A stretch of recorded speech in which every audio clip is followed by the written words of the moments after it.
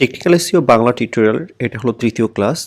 এই ক্লাসে আমরা মূলত জানবো তিনটা অ্যাডিশনাল টেকনিক্যাল এসইও প্রবলেমগুলো সম্পর্কে। যার প্রথমে আছে হলো ডুপ্লিকেট।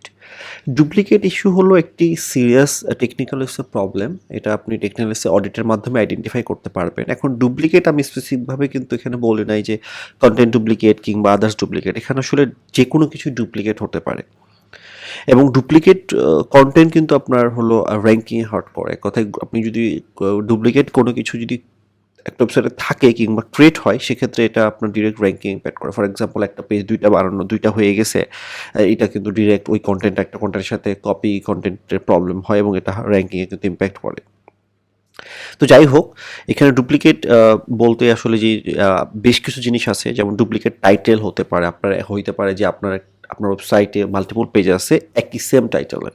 তারপর ডুপ্লিকেট মেটা ডিসক্রিপশন হতে পারে, যে আপনি মেটা ডিসক্রিপশন অ্যাড করছেন কিন্তু তিনটা পেজে মেটা ডিসক্রিপশন আপনি একই অ্যাড করেছেন।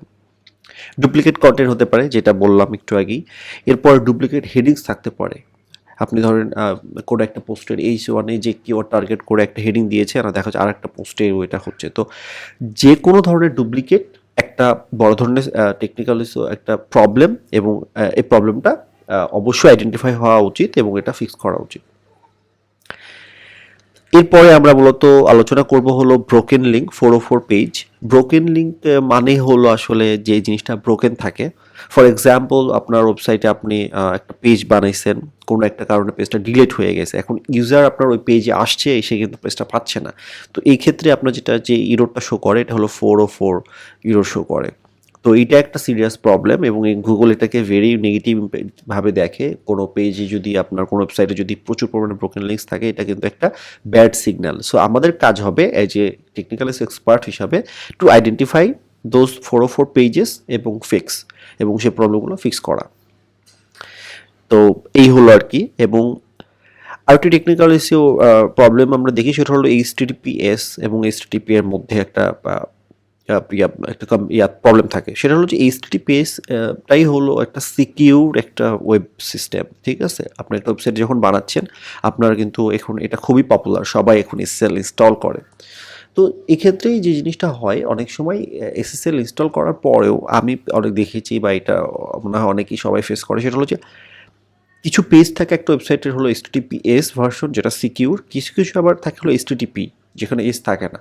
সেক্ষেত্রে এই যে গ্রিন যে তালার মতো জিনিসটা দেখা যাইতেছে, এটা কিন্তু আপনার রেড হয়ে যায়। সো এটা হলো নন সিকিউর, এটাকে আসলে গুগল বা ব্রাউজারগুলো মিন করে, এবং এটা কিন্তু একটা র্যাঙ্কিং ফ্যাক্টরও বলা চলে।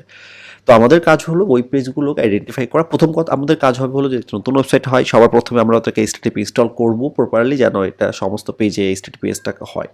কিন্তু এমন যদি আমাদের কাছে একটা প্রজেক্ট আসে, যে প্রজেক্টে প্রচুর পেজেস আছে, সেখানে আমরা অডিট করে পেলাম কিছু HTTPS, কিছু HTTP। তো এই ক্ষেত্রে আমরা আসলে অডিট করার পরে পেজগুলো আইডেন্টিফাই করব, এবং যারা যে কাজটার জন্য রেসপন্সিবল আইটি ডিপার্টমেন্ট, তাদেরকে জানাবো যে তোমার এই 10টা পেজ, বা ক্লায়েন্টকে গিয়ে জানাবো তোমার এই 10টা পেজ HTTP আছে, যেটা আসলে গুগলের চোখে খারাপ। তো এইটা র্যাঙ্কিংয়ে হার্ট করে, ইম্প্যাক্ট করে। সো এই প্রবলেমগুলো ফিক্স করতে হবে। সো এই আর কি, এটাই হলো HTTP এবং HTTPS এর প্রবলেম। তো আমি যদি একটু রিক্যাপ করি, আমরা প্রথমে আলোচনা করছি হলো ডুপ্লিকেট নিয়ে। যে কোনো ধরনের ডুপ্লিকেট হলো আপনার একটা ব্যাড সিগন্যাল, এবং এটা ফিক্স করতে হবে। এরপরে আমরা দেখেছিলাম হলো ব্রোকেন লিঙ্ক 404 পেজ, যে পেজগুলো আসলে ভাঙ্গা লিঙ্ক, বা যে লিঙ্কগুলো কাজ করে না, ঠিক আছে? এবং ফাইনালি আমরা দেখেছিলাম হলো HTTP এবং HTTPS। আশা করি আপনারা সবাই বুঝতে পেরেছেন। যদি কোনো জায়গায় বুঝতে সমস্যা হয়, আমাকে কমেন্টে জানাবেন। সবাইকে ধন্যবাদ।